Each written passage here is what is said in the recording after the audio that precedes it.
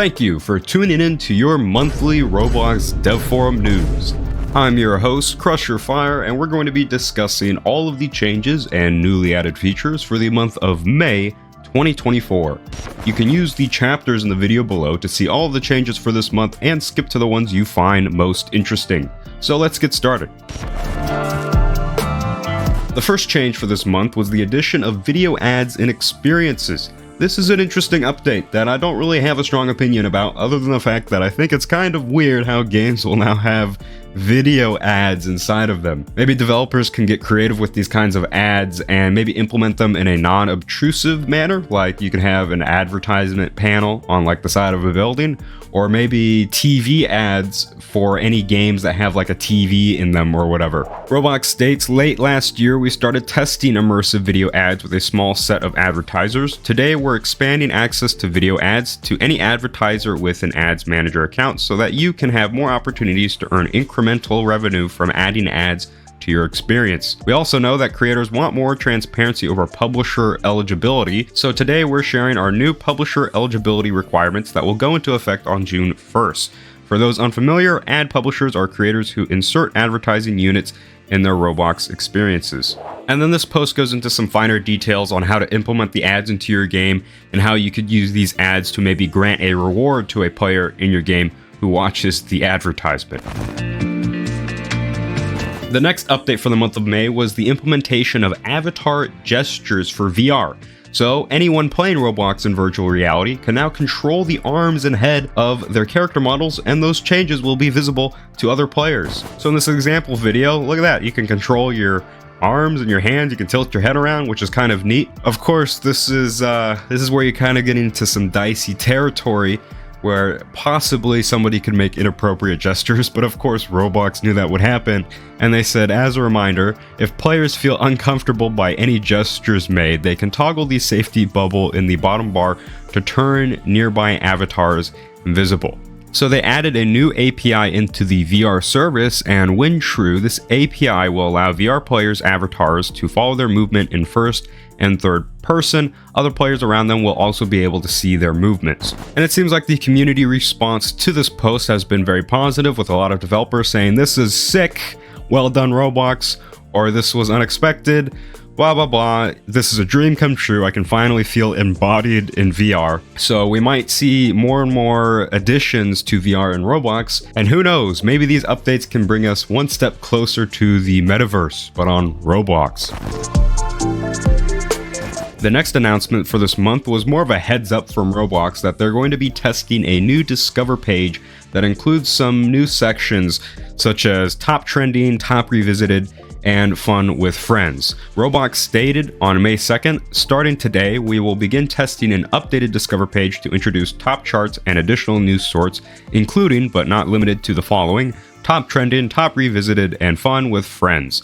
These sorts are not personalized, meaning everyone will see the same sorts and they're based on statistics. Additionally, we'll also start testing updated ways to highlight experiences through feature-themed sorts and genre-specific sorts. We will be testing across our phone, tablet, and desktop apps, as well as on Roblox.com. This test phase is crucial as we aim to learn and optimize Discover before a broader rollout. Earlier this year, we shared our commitment to evolving the Discover page to better serve our community and provide more opportunities to surface diverse recommendations to our users. We want Discover to be representative of a zeitgeist of fresh, high-quality experiences based on these three guiding principles. Freshness measures how much the top 10 experiences of a sort overlap compared to previous weeks, averaged over 4 weeks. Whole page uniqueness measures how many unique experiences a sort contributes to the whole page out of its top 10 experiences. Quality, we apply safety filters, daily active user thresholds, and other signals to select qualified experiences. We see these upcoming updates to the Discover page as an exciting opportunity for ideal audiences to find your experience. Now, there's a whole bunch more information inside of this Dev Forum post, including a frequently asked questions section, so if you want to learn more about it, of course, the link will be in the description below. Now, one of the better updates for this month was the release of a beta that includes 8 new materials in Studio, which are cardboard, carpet, roof shingles, clay roof tiles, leather, plaster, rubber, and ceramic tiles. It's great to see Roblox is now expanding their default material selection with more materials that will likely be used commonly among builders and developers. Roblox also notes, as many of you know, materials describe both the appearance of objects and their physical properties. Each of these new base materials, therefore, introduce corresponding physical behaviors, which is pretty cool. You can also change their appearance and physical properties by creating material variants. This next update is specifically for launch data that is sent with players when a user joins an experience. Deeplinking basically allows you, the developer, to create special URLs that take a player to your experience and has them join that experience with some extra data. This way, you can execute some extra functionality in your experience when a player's join or launch data matches some kind of data you already have predefined in your game. And this update in particular is a change that will likely not affect most of you, but if you're interested in learning more about this update or deep linking, the link to this article, of course, is in the description. Roblox states, today we're announcing a slight change to the format of those links. You will need to add a deep link value query parameter with the same link value that was used for AF_DP and AF_web_DP previously. You can update to this new format today and your developer deep links will continue to function. In a previous dev forum news, I talked about the alpha release of the Avatar Auto Setup feature, which has now migrated from alpha to beta. Roblox says, last month we launched our Avatar Auto Setup, which makes creation easier by automatically rigging, caging, segmenting, and skinning your 3D models with the click of a button. Using the power of AI, setting up an avatar can now just take a few minutes, eliminating hours of manual work. Starting today, Avatar Auto Setup is in open beta and includes the ability to publish your avatars to the marketplace. Improvements to Play Solo have gone out of beta and into full release. If you're not aware of what improvements to Play Solo are, it basically reduces the amount of time that it takes for you to load into your game while you're play testing in studio. It's a neat update that will save you just a little bit of extra time while working on your projects, and I always love updates that improve the productivity of developers. Roblox says, we are pleased to announce the full release of our improvements to Play Solo beta feature. This release reduces the median time to load Play Solo mode from around 5.5 seconds to 2.35 seconds, down from approximately 3.1 seconds during the beta, a 57% total decrease. Most of these optimizations did not require any behavior changes to Play Solo. One exception was that we no longer run most built-in plugins in Play Solo. If your workflow requires them, you can opt back into running them in Studio settings. So yes, most plugins now in Studio will automatically disable when you're playing in solo. If there are some plugins you need to stay enabled while playing solo, then you'll have to go into Studio settings and enable the setting which is called Load User Plugins in Test Mode, or Load All Built-in Plugins in Test Mode. Some developers in the beta thread asked what other optimizations were made to improve Play Solo performance. While we cannot provide a complete list, here is a small selection. The script editor now initializes the Luau type system lazily in the Play Solo data models. Core scripts are now excluded from several pieces of infrastructure that only make sense for user-provided scripts. Improved batching of updates to the Explorer and Debugger widgets. Reorganized the loading process so that fewer UI elements need to process semi-loaded states. And improved reuse of the sound system between data models. We will continue to monitor Play Solo start times and make improvements where possible. Aside from Play Solo, Studio team is laser focused on improving performance and quality, helping creators work more efficiently and iterate fast. This next update has to do with native code generation, which is a feature that can be added to scripts to allow them to compile to machine code and be executed directly versus being interpreted by a virtual machine. This means that certain scripts in your games that deal with, let's say, a lot of mathematical computations can see a large performance benefit by being natively compiled instead of being interpreted by the Luau VM. The dev forum posts relating to native code generation are very long and would take too much time to cover. So if you're more curious about this feature, you can check out the link for this dev forum post and read about it more for yourself. But in a nutshell, compiled scripts have the benefit of faster code execution at the expense of using a little bit extra memory. Another cool feature with native code generation is that type annotation can now actually impact and improve script performance, which is pretty cool. Roblox states that the Studio beta of the Luau native code generation is now available on Roblox servers and in Roblox Studio without having to enable a beta feature. As a refresher, native code generation is the feature that allows Luau scripts that have been previously executed by interpreting bytecode inside of the Luau VM to instead compile to machine code that the CPU understands and executes directly. For more information, including the information on when it's beneficial to enable native code, we recommend reading both the previous topic as well as the new documentation page, Native Code Generation. A new update to the DevEx has been added where you are now able to view an accurate estimate for the amount of Robux that you have eligible for cashing out. Cashing out has been an important yet time-consuming activity for creators. The experience on Creator Hub has been quite hidden as well. Previously, we didn't inform you of eligible Robux that you could cash out and would deny that month's requests when you are not above the minimum bar, even when it looks like you are.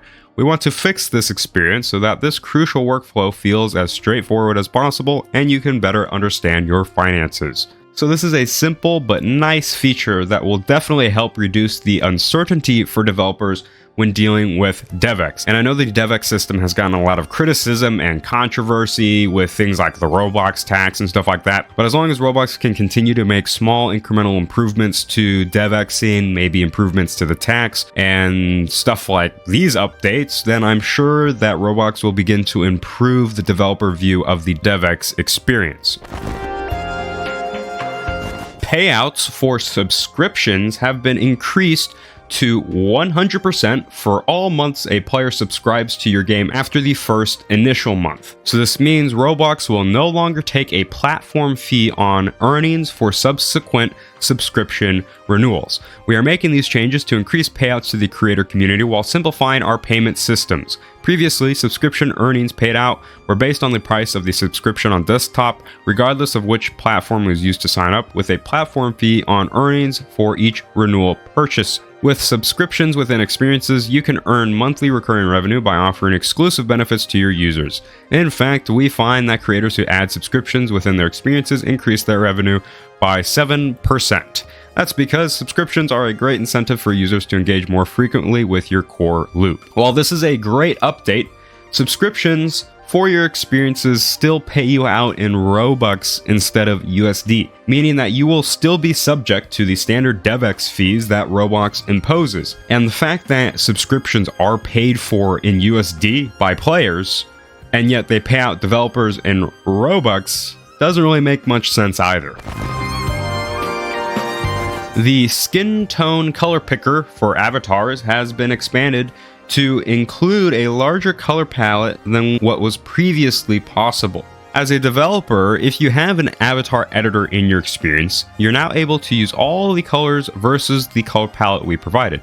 Previously, color 3 values would lock to the closest available color on the color palette. You're now able to set skin tone to any color 3 value in the humanoid description, and when you call the avatar editor service prompt save avatar, it will save it to the platform. Get character appearance info async will now include a body color 3s table with the player selected skin color alongside the previous body colors table, which will still exist and contain the color 3 value rounded to the nearest brick ID. Existing color pickers in experiences will continue to work, but you're now able to expand the range of colors you offer players when modifying their avatar's skin tone. Further enhancements were added to the Ads Manager and sponsored experiences. Roblox stated on May 16th, "Today, we're announcing several enhancements and changes to help you, as an advertiser, reach your objectives on Roblox. We know that you want the ability to efficiently acquire users by using ads to drive more discovery of your experiences. Therefore, we're excited to share that over the next few weeks, sponsored experiences will be elevated to a higher placement on the homepage. Sponsored experiences promote a creator's all ages, 9+ or 13+ experience. Moving sponsored experiences up can help creators drive more impressions and visits to their experience. From our tests, we saw that moving the location of sponsored experiences to a higher position on home resulted in a significant increase in ad impressions, clicks, and plays per user. You can get started and create a sponsored experience by visiting the Ads Manager. We are also providing more ways to reach your audience with genre targeting and expanded location targeting in the Ads Manager. The Ads Manager allows you to create campaigns for immersive ads, for ads units within experiences, image ads, videos ads, portal ads, and for sponsored experiences. By adding more targeting options within the Ads Manager, we also hope that 13+ users see more personalized ads for experiences they want to try on Roblox. We want to make it easier for you to create and optimize your ads, which is why we've also added 2 new advertiser tools within Ads Manager: Audience Estimation and Bid Insights. Audience Estimation helps you understand the approximate number of Roblox user accounts your ad can potentially reach when applying your targeting parameters and placements in the Ads Manager. Target audience size is based on historical data for your selected targeting parameters and placements. We've added Bid Insights to Ads Manager to help advertisers make more informed bidding decisions.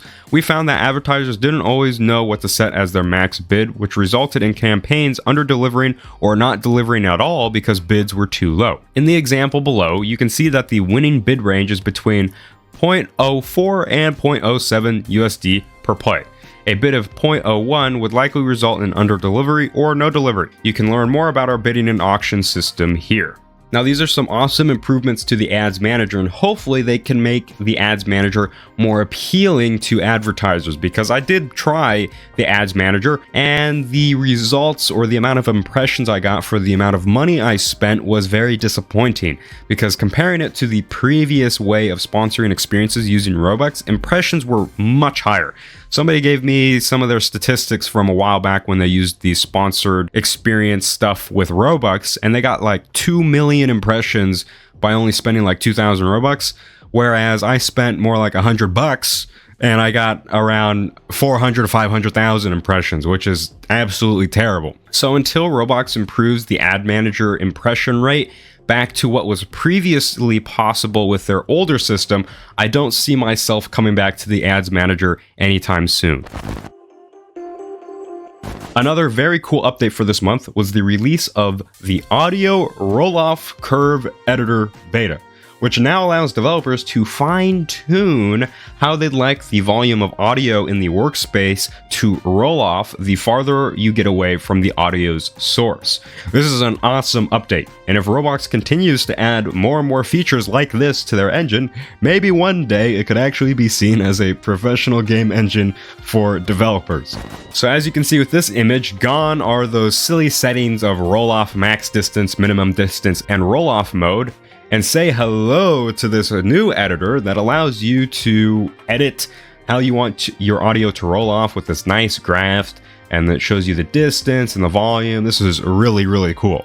With this update, the audio emitter now includes the methods get distance attenuation and set distance attenuation. Using these, you can assign each audio emitter a custom volume over distance function of your design. You can draw tapered curves or minimum distances like before, but you can also make a spike at a certain distance, drop to 0 instantly, or even make the volume increase. This offers a greater level of flexibility compared to what was available for sounds. Now, it seems to me that this update only specifically targets the new audio emitters that came out in the new audio API, which is very cool. But if they could expand this update to also include this kind of audio drop-off within the regular sound instances as well, that's going to be very epic for the game engine. And then in this example video they give, as you can see, they're editing this curve in real time, and they're going to drag their player around, and you can kind of see how this little curve editor works. And that's pretty stinking cool. If you have ever used memory stores before, you may have noticed something called a HashMap in the documentation, and if you try to use it, you will be met with an error indicating that the feature was not available yet. However, this update changes that, and memory stores now include support for hash maps, or basically a simple dictionary storage for your data inside of memory stores. And a hash map is, as they describe, a sorted map, but it doesn't have any of the sorting features, so it's just a simpler and easier to use version of a sorted map. And then another cool thing with hash maps is that they say, in addition to the hash map data structure, we also decided to revamp the memory store rate limits. We will be replacing the per data structure request limit with a new per partition limit. A partition is a subsection of storage in which memory store data is cached. Data is distributed across these partitions differently by data structure type. This limit will be higher than the old per data structure limit, providing extra flexibility in how you use the MemoryStore data structures. To minimize the chances of hitting the partition limit, of course, you can see the updated best practices guide. MemoryStore HashMaps also have no data structure item limits or data structure memory limits. If you use the other two methods of storing data in a memory store, which are the sorted maps and the queries, they have item limits and memory limits, but the hash maps don't, which is also very epic. CSV Management for translations has been added to the Creator Hub. Roblox states, we know many of you use CSVs to manage translations for your experience. We're happy to announce that today, CSV Management for translations is now available in Creator Hub. You will no longer need to use the Studio Localization plugin to upload and download CSVs. At this time, CSV Management will remain available only to users with edit access to the experience. You will see a new tab in the localization settings page called Table Management. So if this is an update that concerns you, you can read more about it from the link in the description below. Another month has gone by, which means we have another recap of the 3D import tool. So let's take a look. Welcome to the March through April recap for all things related to 3D asset import. This time around, we've made some small improvements to our tools and fixed some critical bugs. We're also continuing to work on some big, exciting projects, which we hope to share more about in the future. Let's take a look. There is now GLTF support in Cloud Import. Open Cloud APIs for importing 3D asset files now support GLTF/GLB as a file format.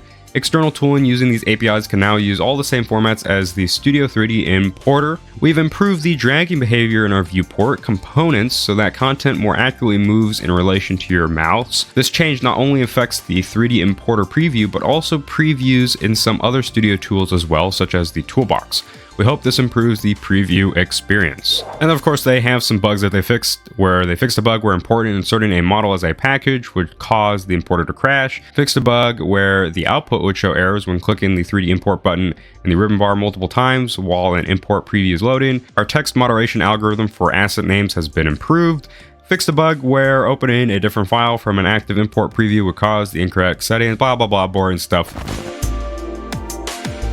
Notifications have received another small update where developers are now able to mention users in notifications addressed to players. Roblox states, we are excited to share that you can now mention users in your notifications. This feature allows you to set up triggers to notify a user when their friend takes a relevant action in your experience.